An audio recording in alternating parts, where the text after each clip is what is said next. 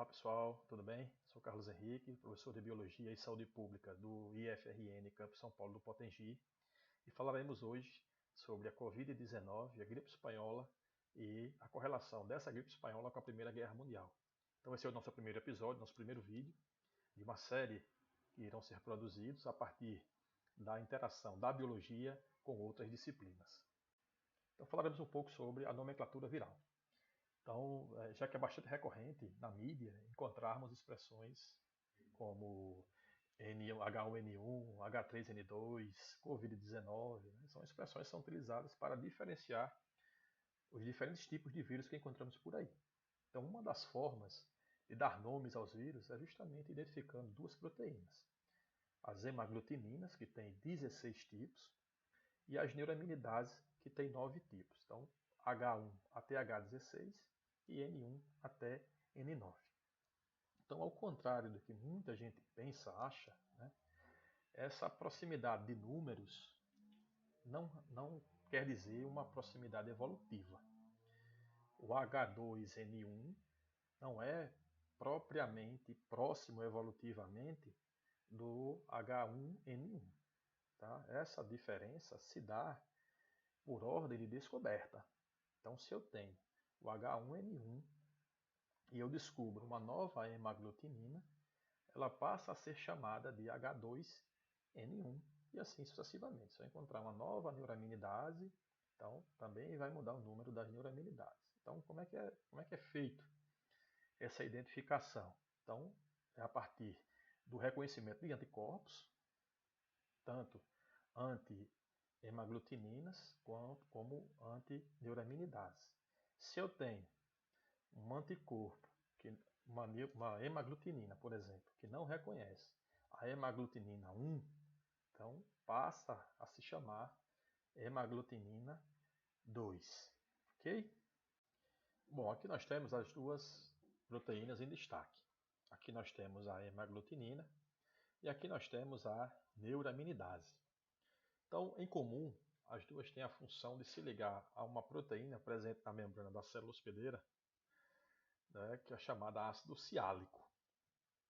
Então, levando para o lado da hemaglutinina, ela vai se ligar a esse ácido ciálico, que é essa porção verde aqui, tá? E a estrutura vai ser endocitada pela célula e colocada dentro de uma vesícula, tá? Uma vesícula digestiva que vai lançar ali, vai diminuir, na verdade, o pH dessa vesícula na intenção de dissolver o material que acabou de entrar na célula. Com a diminuição do pH pela vesícula, a hemaglutinina ela vai mudar a sua forma, expondo essa nova área aqui que está em vermelho. Tá? Então essa nova ligação vai fazer com que agora o vírus que estava presente dentro da vesícula possa sair da vesícula. É uma forma fantástica de parasitismo, já que o vírus ele cria mecanismos para se defender de qualquer ação da célula. Tá? Então, e a partir daí, esse vírus faz o seu mecanismo, tá? Replicando e produzindo novos vírus a partir do mecanismo celular dessa célula hospedeira. E a neuraminidase? Então, a neuraminidase ela também tem essa função de se ligar ao ácido ciálico. Só que agora, essa neuraminidase ela vai fazer com que os novos vírus agora possam sair da célula hospedeira e possam infectar uma gama de células novas. Tá? Então elas têm funções antagônicas, mas têm a função de se ligar à mesma molécula que é o ácido ciálico. Tá? Então essa capacidade que a neuraminidase tem de cortar o ácido ciálico, tá? Para poder sair da célula hospedeira, ela é comprometida por inibidores que são os antivirais que tomamos para diminuir a carga viral.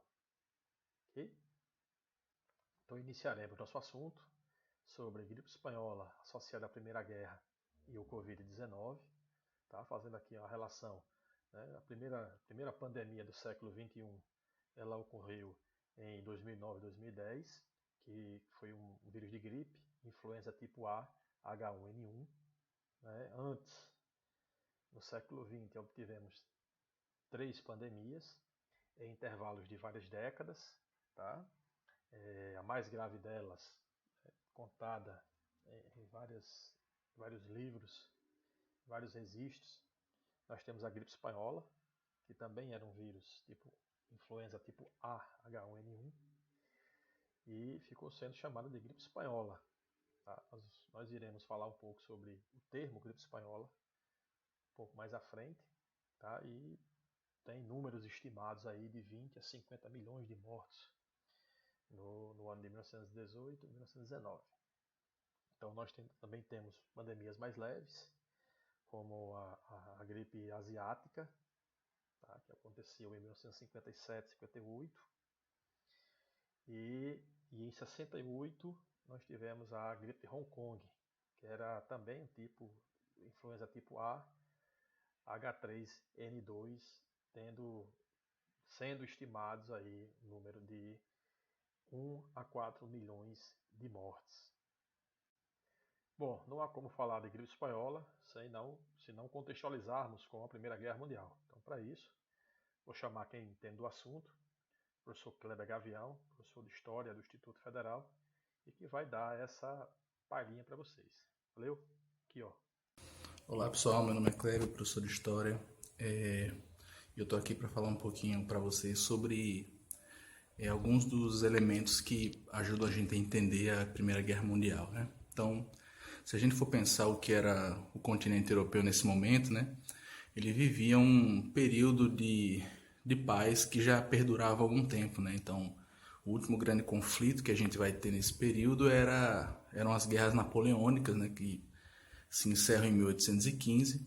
E se você quiser um recorte não tão longo, né, um conflito com uma expressão mais pontual, mas não menos importante, você tem a Guerra Franco-Prussiana, 70, 71, cujo desdobramento vai ser a Comuna de Paris, né? Apesar disso, você tinha, pelo menos aí por baixo, quase meio século de paz, né, no continente, né? Então, era um período que, além da relativa paz, né, você tinha também um momento muito propício para o desenvolvimento científico, para o desenvolvimento das artes, da cultura, da ciência e por aí vai, né? Uma série de teorias no campo da física, da biologia, da química. Você tem todas as discussões relacionadas à teoria de Darwin, né, que já se desdobrava. Você tem o surgimento da psicanálise, você tem uma série de invenções tecnológicas, exposições científicas, feiras e por aí vai, né? Então, entretanto, né, apesar da situação da Europa, né, deixar entender que a ideia de progresso, né, de progresso científico, progresso humano ou progresso da humanidade fosse um fator inevitável, né, você tinha, apesar disso, né, uma série de outros elementos, né, que estavam subterraneamente, né. Então, apesar desses fatores deixarem a impressão de que havia uma grande marcha da civilização em curso, que não podia ser parada, né? Os elementos que vão dar origem à Primeira Guerra Mundial, eles já estavam lá. Eles estavam adormecidos, mas eles estavam lá. Então, o primeiro elemento que eu destacaria, né, que ajuda a entender a emergência da Primeira Guerra, é todo um conjunto de movimentos, sentimentos e, por que não talvez dizer, ressentimentos de caráter ultranacionalista que vão aparecer nesse período, né? Então você tem a emergência de um discurso pan-germânico, né, a unidade dos povos germânicos, capitaneado principalmente por um Estado-nação novato aí no jogo das potências, que era o Estado Nacional Alemão, né, muito orgulhoso do seu grande potencial militar, do seu potencial de destruição com seu exército, muito cioso dos seus valores nacionais, né? Então, você tem aí, juntamente com esse discurso pan-germânico, você tem também um Estado alemão emergente, que vai ter um papel ativo, né, nas principais crises diplomáticas que vão se suceder até o desenrolar da guerra, né? Você vai ter também um elemento, né, que é um movimento, né, um discurso do chamado também pan-eslavismo, né? Os povos eslavos, né, que eram conjunto de populações bastante variadas, né, mas que afirmavam uma unidade étnica ali no conjunto da Europa, também vão se organizar em torno desse discurso de unidade, né, de que os povos eslavos constituíam um só. Principalmente, esse discurso vai ser alimentado por uma velha potência, né, que é o Império Russo, né, que vai ter um papel decisivo na alimentação constante dessas tensões dos povos eslavos que estavam espalhados dentro de vários estados europeus, né? Então, você vai ter mais um elemento que é esse discurso pan-eslavista, né? E você vai ter também o que a gente pode chamar do chamado discurso revanchista francês, né? Os franceses, né, que se sentiram extremamente prejudicados com as condições do final da Guerra Franco-Prussiana, alimentavam ainda um sentimento muito forte de revanche contra o Estado alemão. Além disso,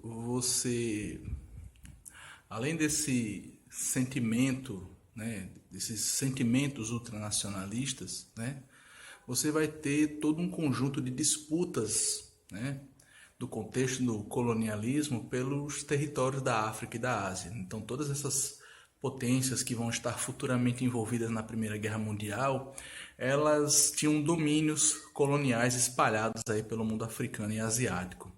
E a partir de um determinado momento, principalmente alimentado por esse discurso nacionalista emergente de parte dessas nações, principalmente do Estado alemão, você vai ter um conjunto de disputas por esses territórios coloniais. Então, em um determinado momento, né, aquele processo do colonialismo que a gente mais ou menos tem uma ideia de como é que se deu a partir de um loteamento, né, basicamente um loteamento, né, uma divisão do território africano, né, aquilo que parecia já um acordo muito estável entre os países vai se tornar instável, né? Então, vai acontecer também um conjunto de disputas por esses territórios coloniais, de sabotagens diplomáticas, de alimentação de conflitos locais, né, e por aí vai. Então, as disputas pelo território colonial vão ser também um forte ingrediente para a emergência da Primeira Guerra. Elas vão potencializar o clima de hostilidade entre vários desses países que vão estar envolvidos na guerra. E por fim, a gente pode falar, hoje talvez a cobertura desse bolo todo, né, é um discurso, né, não só um discurso, ele vai ser convertido em prática, que é um discurso de caráter militarista que vai surgir, né?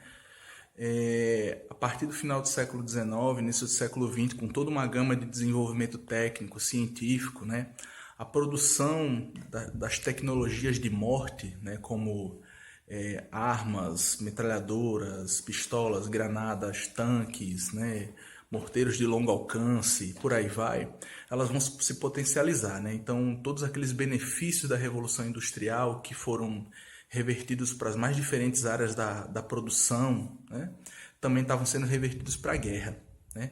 E junto com essa ampla produção de armamento, essa corrida armamentista, né, havia um discurso, né, junto a essa corrida armamentista, de que só uma guerra, né, era capaz de separar os fracos dos fortes, né? Então, a partir de uma péssima interpretação da teoria darwinista, né, a guerra passa a ser vista como um elemento que determinava a sobrevivência dos estados. Então, só a guerra resolveria conflitos, né, que a diplomacia não era capaz de resolver.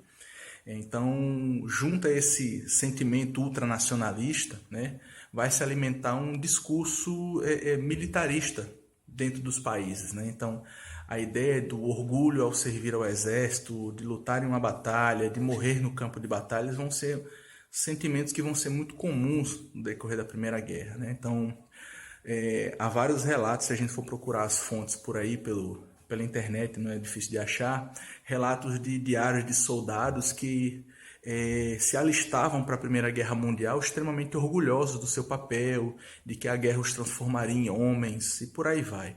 E aí, quando chegavam na guerra, eles começavam a narrar um quadro completamente diferente, né? Então, esse discurso do militarismo também vai ser extremamente potencializado, né, como um dos fatores para a emergência da Primeira Guerra Mundial. Então, se a gente quisesse resumir, eu resumiria os fatores que ajudam a gente a compreender a Primeira Guerra, como a emergência de ressentimentos de caráter ultranacionalista, as disputas coloniais dentro do território europeu, e principalmente, e por fim, né, não principalmente, mas por fim, a emergência de um discurso militarista, belicista, né, que vai alimentar essa sanha, essa vontade de fazer guerra dentro do continente europeu. Bom, então trazendo para o nosso contexto, já que falaremos também de Brasil, vamos trazer o contexto da Primeira Guerra para o Brasil e tentar associá-la com a gripe espanhola também nesse contexto histórico. Para isso, vou também chamar uma outra pessoa que também conhece muito bem do assunto, que é o professor Júlio César, também professor de História lá do Instituto Federal. Ok? Olá, Júlio! Olá pessoal, eu me chamo Júlio César, sou professor de História do IFRN Campus São Paulo do Potengi e vou falar para vocês um pouquinho sobre a atuação do Brasil na Primeira Guerra Mundial e as consequências da guerra para o Brasil, além dos impactos da gripe espanhola por aqui, né? Primeira coisa que a gente tem que entender é que o Brasil se mantém neutro na guerra, na Primeira Guerra Mundial, até o ano de 1917. A Primeira Guerra ela vai de 1914 até 1918, então o Brasil só entra no conflito, só abandona essa posição de neutralidade em 1917. Ou seja, no penúltimo ano da guerra. E por que isso se dá? Isso se dá porque ao longo do ano de 1917, o Brasil teve navios que foram atacados por submarinos alemães. Então isso faz com que haja uma pressão popular para que o Brasil desse uma resposta ao Império Alemão, e o presidente Venceslau Braz vai acabar assinando uma declaração de guerra que vai ser confirmada pelo Congresso Nacional, e o Brasil, em outubro de 1917, declara guerra à Alemanha. Outra razão que pode ser apontada para essa entrada do Brasil no conflito é o próprio alinhamento diplomático do Brasil com os Estados Unidos, algo que vinha acontecendo desde o final do século XIX, quando foi proclamada a República. O Brasil passou a se afastar um pouco mais de Londres, da capital inglesa, que era nosso referencial diplomático, e passa a ter uma proximidade maior com os Estados Unidos da América. Quais são as primeiras ações do Brasil no conflito, então? Primeiramente, o Brasil vai tomar medidas que não estão no campo bélico, né? Mas sim que se referem aos alemães que residiam aqui no Brasil. Eles vão ser proibidos de estabelecer relações financeiras com o exterior, e além disso, a gente vai ter que os alemães residentes no Brasil também vão ser proibidos de adquirir terras, né? As terras não poderão mais ser concedidas a alemães aqui no Brasil. Okay? Já no campo do conflito, das ações bélicas propriamente ditas, né, a gente vai ter que o Brasil vai enviar uma missão de médicos para a Europa, né, e aviadores que vão inclusive atuar no front, no campo de batalha mesmo, né. E além disso, o Brasil vai enviar 7 navios de combate para a Europa, né. Esses navios eles deveriam ir para o Estreito de Gibraltar, que é o estreito que divide, né, ele fica ele divide a Europa da África, e ele divide também o Mar Mediterrâneo, né, ele fica no que seria o limite ali entre o Mar Mediterrâneo e o Oceano Atlântico, né. Porém, esse navio brasileiro, desculpem, essa divisão brasileira, de ser composta por 7 navios, ela vai sair daqui em maio de 1918, né, e só vai chegar na Europa, no seu destino, em novembro. Né? Lembrando que a guerra terminou no dia 11 de novembro. Então essa nossa divisão de navios não vai chegar em tempo hábil de participar dos conflitos. E por que há esse atraso todo na chegada da nossa divisão na Europa? Porque os nossos navios, né, os nossos marinheiros foram acometidos pela gripe espanhola ainda no litoral africano, e acabou que esses navios ficaram retidos, né, na costa africana em função da gripe espanhola, que chegou a vitimar 200 marinheiros brasileiros. Então, nós tivemos mortos, né, na Primeira Guerra Mundial, mas esses mortos não têm, essas mortes não têm relação direta com os conflitos em si, e sim com outro inimigo invisível, que é o vírus influenza A da gripe espanhola. Né? Podemos apontar ainda, como consequências da guerra para o Brasil, uma consequência que a gente poderia considerar positiva para a economia, que foi um estímulo ao desenvolvimento do nosso parque industrial. Como a gente tem uma retração econômica na Europa, os países industrializados europeus não estão produzindo, né, a contento, né, em função do esforço de guerra, né?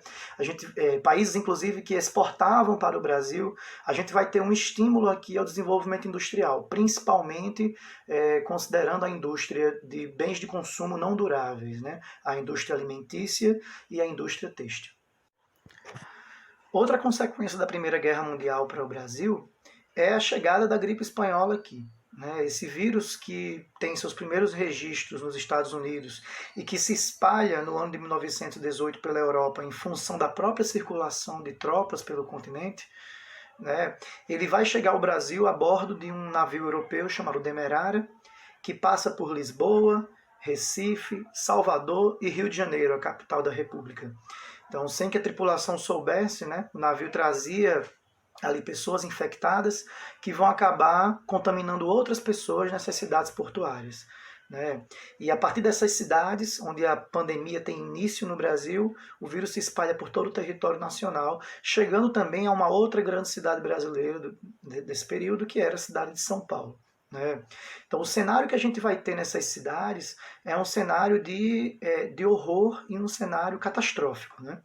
Sobretudo no pico da pandemia no Brasil, que foi entre os meses de setembro e novembro de 1918, a gente tem um cenário de pessoas contaminadas sem atendimento, principalmente pessoas das camadas populares, né, pessoas pobres, já que não havia hospitais públicos no Brasil no período.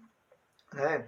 A gente tem mortos jogados nas ruas, né? Falta de médicos e de medicamentos para tratar essas pessoas adequadamente, para tratar os doentes adequadamente. Falta também de coveiros para enterrar, né, os mortos. Então é um cenário de horror que se espalha pelas cidades, que faz com que a incredulidade inicial das autoridades em relação à pandemia seja contestada diretamente pelos fatos. Né? Então isso vai fazer com que as autoridades tomem medidas, né? tomem medidas de como fechamento de fábricas, fechamento de igrejas, de jardins, teatros, cinemas, né? Para evitar aglomerações, e esses órgãos de saúde pública vão começar a fazer orientações à população para que evitem aglomerações, para que tomem mais cuidado com a higiene. Né? E tudo isso vai levar a uma paralisação de boa parte das cidades brasileiras, inclusive do próprio Rio de Janeiro, capital da República. Os estudantes, por exemplo, né, vão ser aprovados no ano letivo de 1918 sem exames finais, já que não havia condição da continuidade das aulas. Né? Então é interessante também como a própria gripe espanhola ela vai afetar de maneira diferente as classes sociais. Né? A população pobre, que, como eu já disse anteriormente, que não tem acesso a atendimento, vai ser muito mais afetada. Por outro lado, os ricos, né, têm a possibilidade de se isolar em casas de campo, de evitar aglomerações, né, e de tratar com mais qualidade, vamos dizer assim, os seus espanholados, que eram como os doentes da gripe espanhola eram chamados. Né?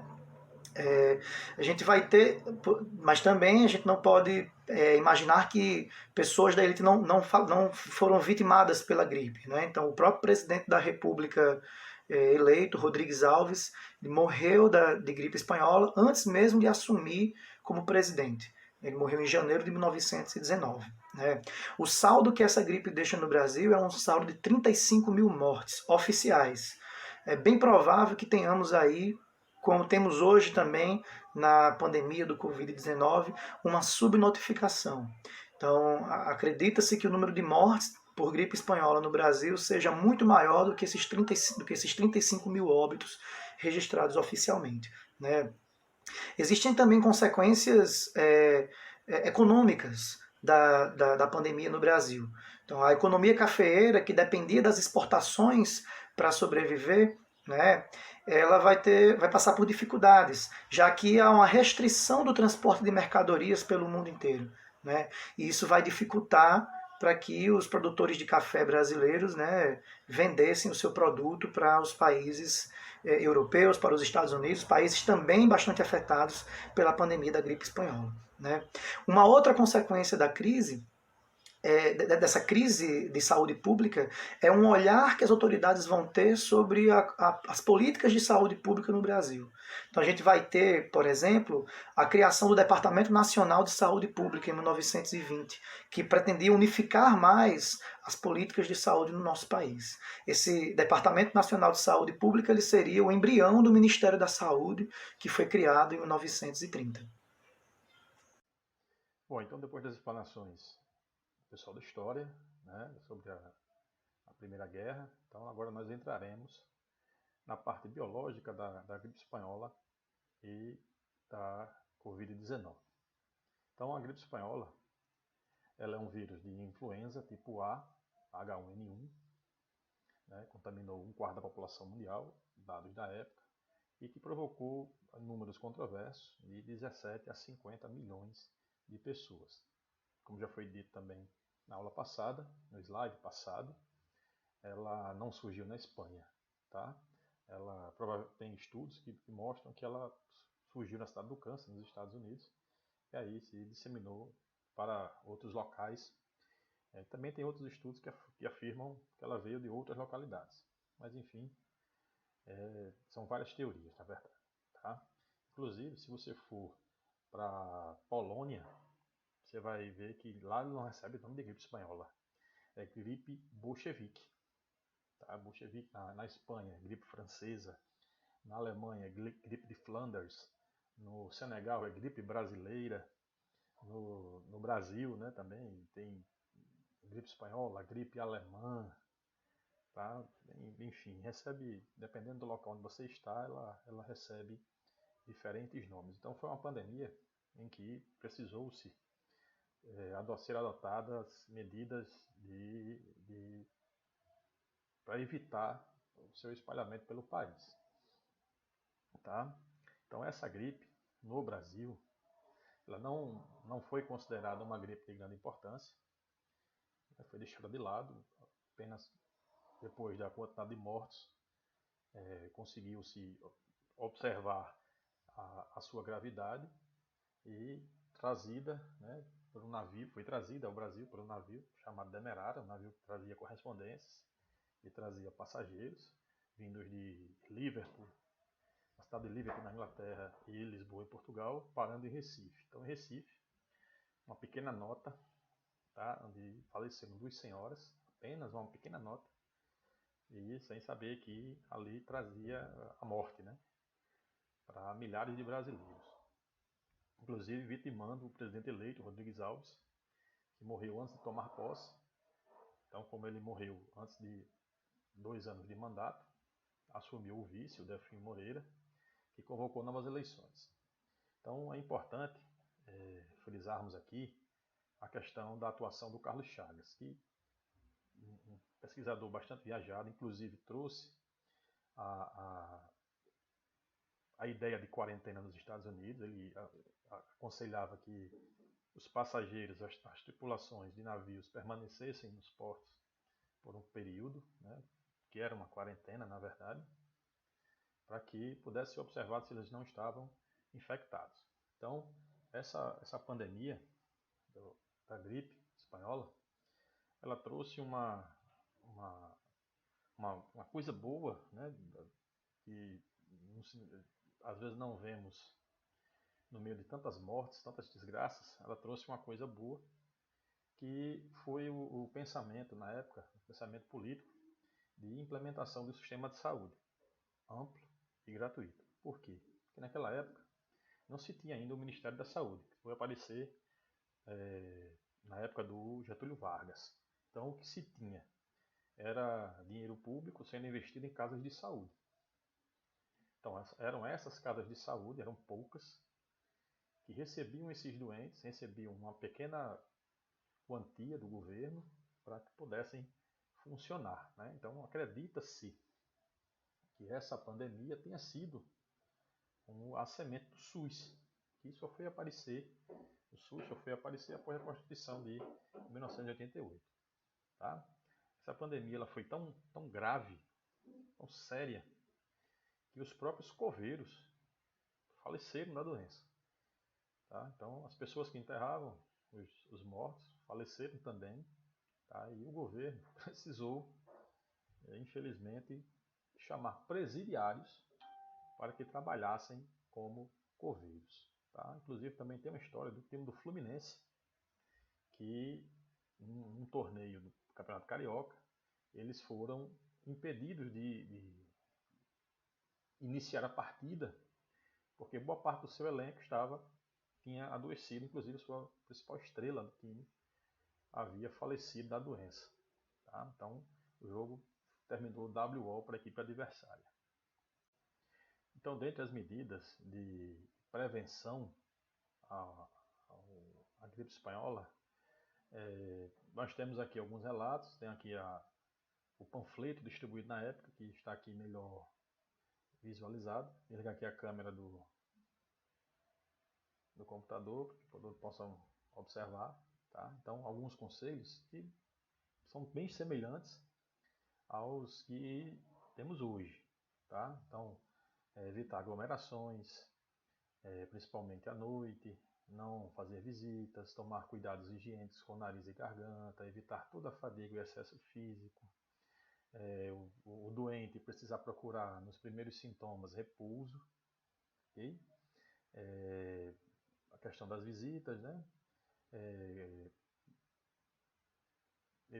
Evitar ficar perto de pessoas doentes, as pessoas idosas precisam ter maior cuidado. Então, se assemelha muito ao que temos hoje. Né? O isolamento social ele tem também muita semelhança com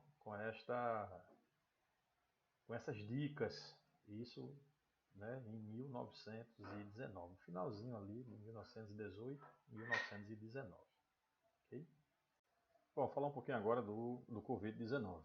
Tá? Um pouquinho das características do vírus e depois falaremos com mais detalhes no próximo slide. Vou tirar aqui a câmera do computador para visualizarmos melhor o slide. Então, o vírus é chamado de SARS-CoV-2 e a doença é o Covid-19, tá? Porque foi descoberto, é um coronavírus descoberto em 2019, que tem origem na cidade de Wuhan, na China, no mercado de peixes, onde se consome grande variedade de carnes de animais silvestres também, tá? E a sua principal característica é uma doença respiratória, né, grave. Tá? Então nós temos outros coronavírus que já apareceram, que é o SARS-CoV em 2002 e o MERS-CoV em 2012. Tá? Esse coronavírus ele é um ribovírus, porque ele é feito de RNA, seu material genético é RNA de fita simples, claro, né? E de cadeia positiva. Então, por ser de cadeia positiva, ele tem a função de atuar diretamente na síntese proteica para a formação de novos vírus. Tá? Lembre-se que o de fita negativa ele tem um trabalho maior. Né? Então ele vai produzir fita positiva, o RNA negativo vai produzir uma fita positiva, para essa fita positiva produzir outra fita positiva e atuar na síntese proteica. O positivo ele produz uma fita negativa, essa fita negativa produz outra positiva para produzir a síntese proteica. Tá bom? Então, essa é a função essa é a diferença da fita de cadeia positiva e da cadeia negativa.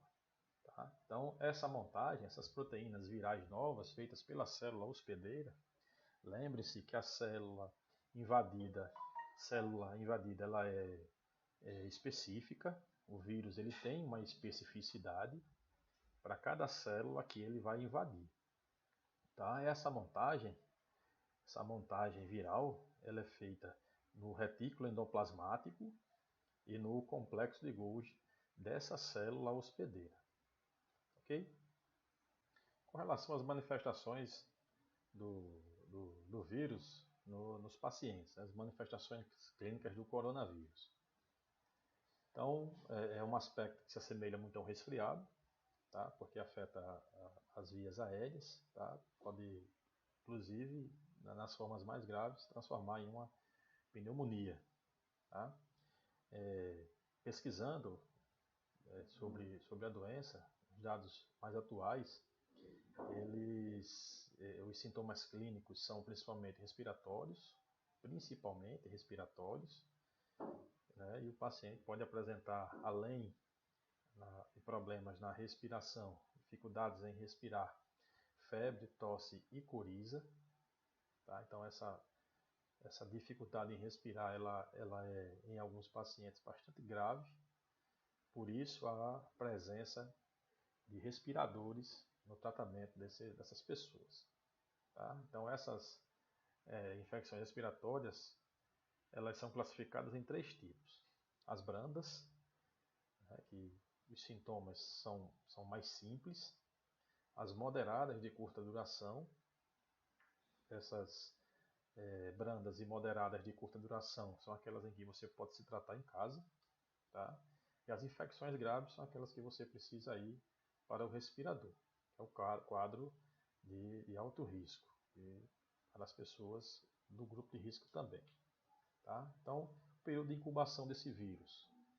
O período de incubação é o período em que o vírus penetra no organismo e, a partir daí, ele vai infectar as células. Tá? Então, esse período de incubação do coronavírus, ele vai de 7 dias, de 2 a 7 dias, e pode chegar até 14 dias. Por isso que muitas quarentenas, elas são feitas a partir de 14 dias. Tá? O período de transmissão desses vírus principalmente quando persistirem os sintomas. Só que, em alguns casos, essa transmissão acontece por pessoas que não apresentam os sintomas, o que é o perigo. Então você pode ter uma infecção branda, tá? Conseguir transmitir, ou pode não ter sintomas e ainda assim transmitir a doença. Então, o diagnóstico pela coleta do material respiratório, por secreções do nariz, principalmente do nariz e boca, e também pelo sangue, a partir do PCR, que é o teste de maior sensibilidade que há, né, no mercado. Tá? Então, as medidas preventivas para diminuir esse contágio a melhor medida ainda é o isolamento social. Porque no isolamento social, nós evitamos o contato com pessoas assintomáticas, que podem transmitir, ou pessoas com sintomas brandos. O vírus ele tem a capacidade de se instalar em algumas superfícies, principalmente mãos também. Tá? Essas mãos sendo levadas à boca, ao nariz ou aos olhos, ela pode levar o vírus. Por isso que é importante cobrir boca, nariz, ao tossir ou espirrar. Tá? E além disso, desinfectar superfícies que você possa colocar sua mão. Tá? Então essa limpeza deve ser constante para que o vírus ele não consiga passar de uma pessoa para outra. Essa parte da aula, recebi algumas notícias no WhatsApp, né? A velha vovó do WhatsApp, em que comecei a comparar com as fake news da gripe espanhola. Se eu não colocasse aí algumas características, vocês não saberiam explicar qual é o do Covid e qual é da gripe espanhola. Né? Porque as pessoas, eu coloquei aí em amarelo, a que eu recebi da Covid, tá? No WhatsApp, e que eram também semelhantes na gripe espanhola.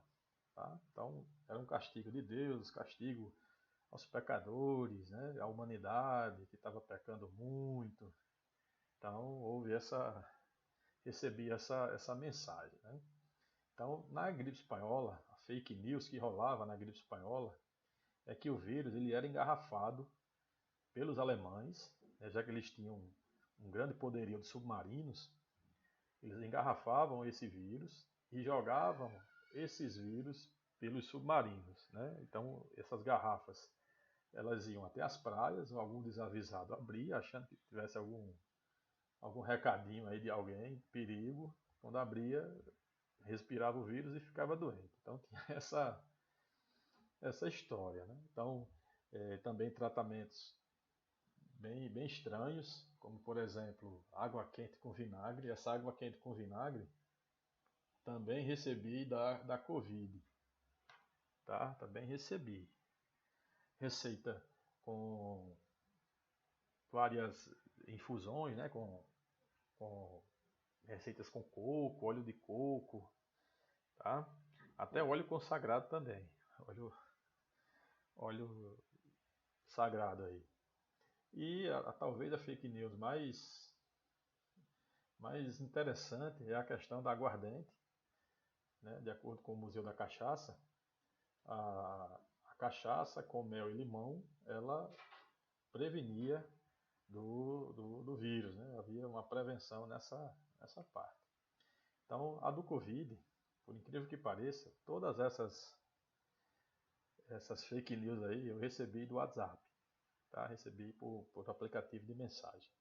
Então, quem aqui não viu que o vírus foi produzido em laboratório, né, que o gargarejo com água quente, sal, eliminava o vírus, a questão do alho e do azeite também, e essa aí também é dos 3 comprimidos de aspirina dissolvidos em suco de limão fervidos com mel. Então, se a pessoa não morrer de Covid, morre dessa mistura aí. Tá? Então, só para ilustrar que fake news não é uma exclusividade de hoje. Já existia, hoje bem mais. Né? As redes sociais, elas potencializaram essas fake news. Então, gente, chegamos aqui ao fim da nossa aula. Tá? Queria agradecer aos professores de História, ao Júlio e ao Kleber, pela presença nessa aula que foi feita com muito carinho. Peço desculpas se o barulho não ajudou. Eu moro perto de 2 hospitais do batalhão da polícia, então sempre aparece aí uma viatura, uma ambulância levando gente, né? Levando pessoas para vários lugares. Mas agradeço. Então esse é o nosso primeiro episódio de outros que virão. Então vou colocar aqui nessa página de rede social e espero que vocês continuem assistindo, tá? E compartilhem, né? Compartilhem, estudem bastante. O período de pandemias, né? É bastante proveitoso ficar em casa e se concentrar para estudar, tá? Então conto com vocês para o próximo. Um abraço e até mais.